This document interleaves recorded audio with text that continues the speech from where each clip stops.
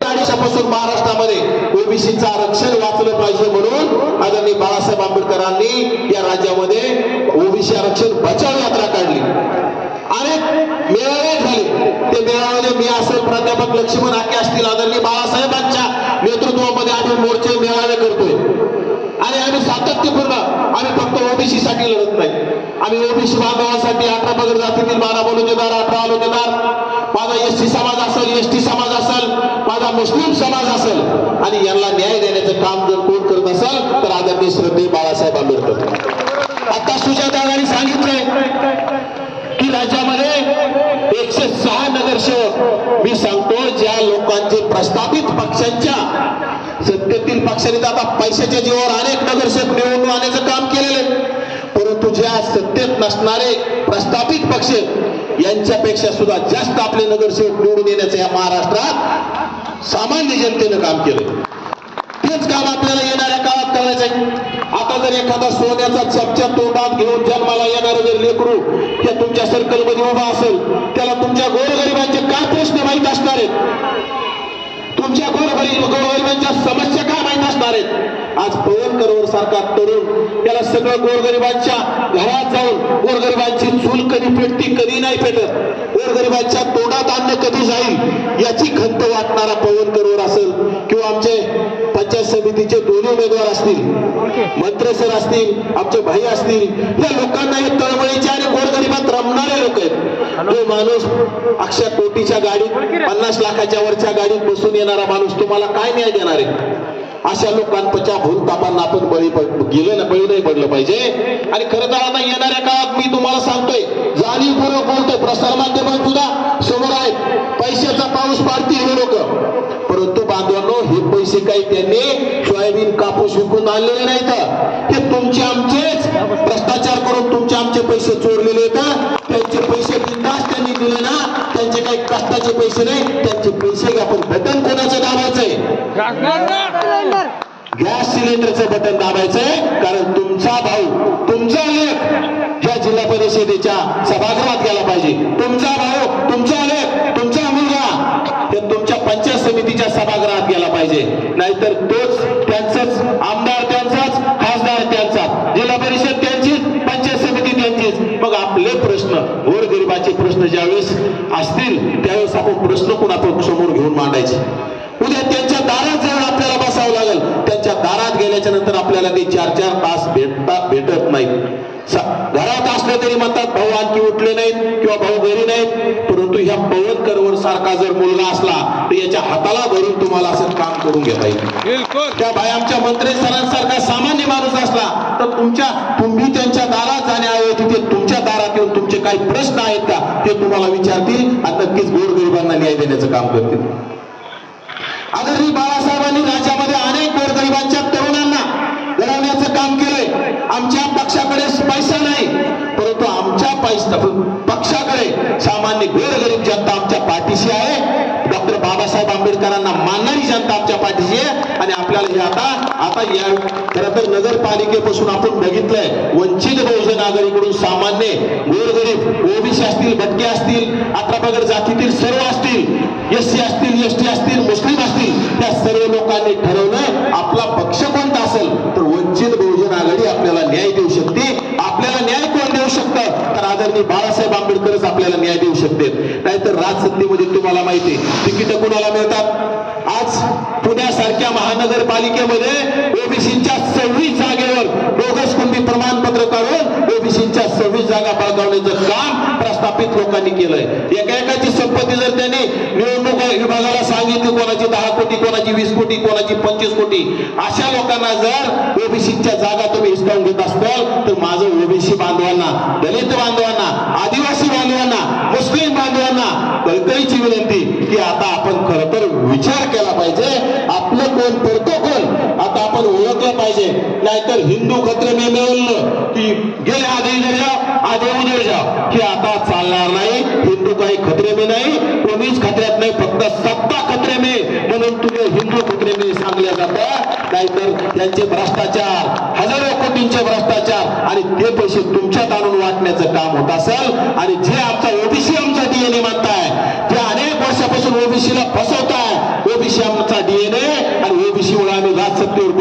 काय त्या लोकांनी ओबीसीची मान कापून घेण्याचं काम केलंय. त्या ओबीसीने आता जाणीवपूर्वक आठवणीत ठेवलं पाहिजे, आपला गेल्या 2-2.5 वर्षामध्ये तुमचं ओबीसीचं आरक्षण वाचण्यासाठी रस्त्यावर कोण उतरलं, तुमच्यासाठी बोलतोय कोण. परंतु ओबीसीला फक्त हिंदू म्हटलं की ओबीसीची छाती फुटली बांधवांनो. परंतु हिंदू म्हटलेले तुमचं काही पोट भरणार नाही. तुमच्या घरात राजसत्ता आली पाहिजे, तुमच्या शेतमालाला भाव मिळाला पाहिजे, तुमच्या गोरगरिबांच्या समस्याचं निवारण झालं पाहिजे. नाहीतर फक्त हिंदू म्हणलं की तुम्ही म्हणता माझं पोट भरलं तर तुम्ही येणाऱ्या काळात कुपोषित झाल्याशिवाय राहणार नाही. हे संविधान संपवण्यासाठी निघालेलं सरकार आहे.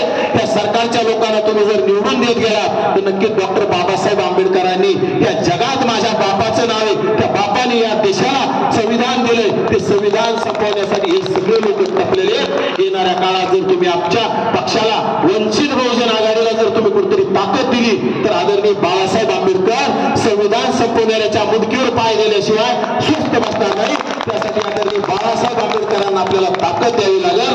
आम्ही तर आदरणीय बाळासाहेबांच्या चरणाशी दररोज आहोत, बाळासाहेबांच्या सोबत आहोत आणि बाळासाहेबांच्या वंचित बहुजन आघाडी सोबत आहोत. फक्त का आम्ही काही पक्षाचे नाही, परंतु बाळासाहेब मुस्लिमांसाठी बोलतात, बाळासाहेब आदिवासींसाठी बोलतात, बाळासाहेब दलितांसाठी रस्त्यावर, बाळासाहेब ओबीसीसाठी रस्त्यावर.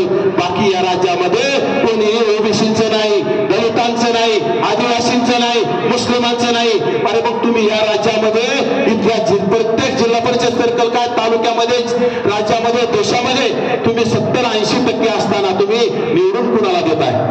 त्यामुळे आता वेळ गेलेली नाही. गेल्या अनेक वर्षापासून या धनदांडग्यांना आपण निवडून देत आलो. यांच्याच घरात खासदार, यांच्याच घरात आमदार, यांच्या पोराला पंचायत समिती, त्याच्या बायकोला जिल्हा परिषद, त्याच्या घरात पुन्हा सरपंच, त्यांना हे ग्रामपंचायत सदस्य सुद्धा आमचाच पाहिजे म्हणतील. त्यामुळे आता आपण सुद्धा विचार केला पाहिजे. गावगाड्यातील गोरगरीब समाजाला न्याय मिळाला पाहिजे. येणाऱ्या काळात आज आता ओबीसी मध्ये घुसखोरी झाली, अशी जर SC ST मध्ये घुसखोरी जर झाली तर नक्कीच आपलं काही खरं राहणार नाही आणि आपल्याला ह्या लोकांच्या दारात जाऊन लोटांगण घ्यावं लागेल. एक काळ जी आपल्याला गुलामी होती त्या गुलामीत आपल्याला हे ढकलल्याशिवाय शांत राहणार नाही. त्यामुळे यांचा आवाज आत्ताच आपल्याला थांबवायचा आहे. आत्ताच यांना सत्तेतून बाहेर हाकलण्यासाठी खरं तर जिल्हा परिषद पंचायत समिती म्हणजे येणाऱ्या विधानसभेचं गणित असतं. आतापासून आपल्याला जिल्हा परिषद पंचायत समिती आपल्या ताब्यात आणल्या तर नक्की येणाऱ्या 2029च्या विधानसभेमध्ये बाळासाहेबांच्या नेतृत्वात वंचित बहुजन आघाडीची सत्ता आणण्यासाठी सुद्धा तुमच्यासारख्या सर्व तरुणांना काम करायचंय आणि सर्व माता भगिनींना काम करायचंय. मी अगोदरच सांगितलंय, कोण काय आमिष दाखवीन, कोण काय तुमच्या दारात पाकिट आणून टाकीन, ते काय त्यांच्या बापाचे नाही, ते पैसे आपलेच आहेत, ते पाकिट आपलेच आहेत. त्यामुळे त्याला काही नाही म्हणायचं नाही. परंतु मतदान करताना फक्त डोक्याचा वापर करायचा.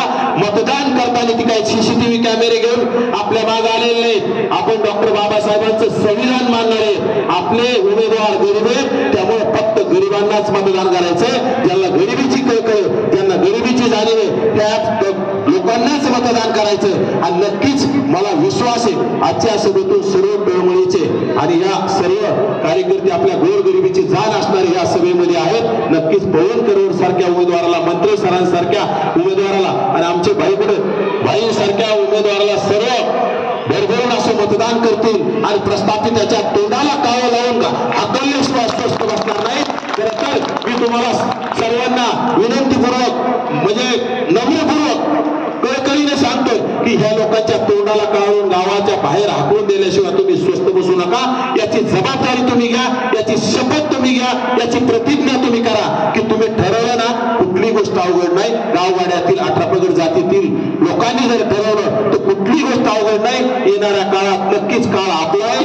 नगर परिषदेच्या निकालातून आपल्याला कळायला लागेल की आपण चांगला आपला पक्ष आता मोठ्या स्थानावर गेलेला आहे आणि नक्कीच येणाऱ्या काळात 1 नंबरचा पक्ष 12 बलुतेदाराचा, 18 बलुतेदाराचा, ओबीसीचा, दलितांचा, आदिवासींचा, मुस्लिमांचा या सर्वांना न्याय देणारा एकमेव पक्ष कोण असेल येणाऱ्या काळात ते वंचित बहुजन आघाडी. नेता कोण असेल न्याय देणारा एकमेव श्रद्धेय बाळासाहेब आंबेडकर. यासाठी आपण सर्वांनी एकत्र यायचं. यासाठी या सर्वांना गोरगरिबांना इथे जे आहेत तुम्ही हे तर तुम्ही सर्व आहात, परंतु आज हे तुम्ही आम्ही प्रचारासाठी आलो पण तुम्ही सुद्धा एक प्रचारक म्हणून गावगाड्यामध्ये गल्ली गल्लीमध्ये जाऊन सांगायचंय आपल्याला येणाऱ्या काळात बाळासाहेबांच्या पक्षाच्या उमेदवाराला मतदान करायचंय. तुमच्या शेजारच्याला सांगायचं